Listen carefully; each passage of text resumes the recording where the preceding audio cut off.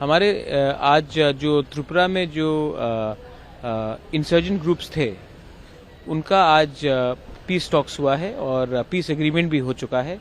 और मैं आभारी हूं कि होम मिनिस्ट्री का कि उन्होंने हमारे त्रिपुरा में जो हमारे जनजातीय का समस्या है उनको समझकर उन्होंने आज ये एग्रीमेंट साइन किया है।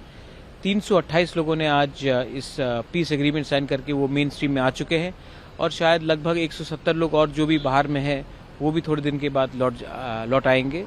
और ये एग्रीमेंट के बाद हमारा एक दिशा जो है, क्योंकि त्रिपुरा के जो स्थानीय लोग हैं, जो इंडिजिनस ट्राइबल्स हैं, उनके अंदर एक पीड़ा है कि 75 साल के बाद भी आज हमें अपने ज़मीन के लिए, हमारे भाषा के लिए और हमारे कल्चर के लिए, हमारे पॉलिटिकल, इकोनॉमिक और संवैधानिक राइट्स के लिए हमेशा लड़ना पड़ता है, झगड़ना पड़ता है।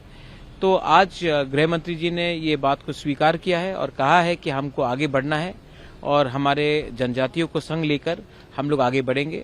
इसमें एनएलएफटी और एटीटीएफ ने दोनों ने स्वीकार किया कि वो हथियार का रास्ता छोड़कर अब मेन स्ट्रीम में आएंगे। तो ये बात आज हुआ है और मैं आशा करता हूं कि केंद्र सरकार और राज्य सरकार जो उन्होंने आज वादा किया है हमारे साथ उसको वो निभाएंगे। अमित शाह जी ने ये भी कहा कि ये 35 सालों के बाद इस तरह का अनुभव 35 साल में एनएलएफटी का हुआ है, लेकिन अगर आप त्रिपुरा के इंसर्जेंसी को देखेंगे तो ये 1960 से चल रहा है।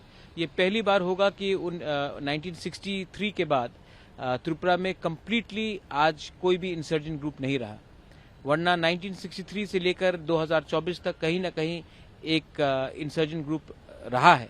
ये पहली बार है कि ये खत्म हो रहा है। एनएलएफटी का जो संघर्ष था वो 35 साल का था, उससे पहले टीएनवी था, उससे पहले एटीपीएलओ था, उससे पहले सैंक्राक था।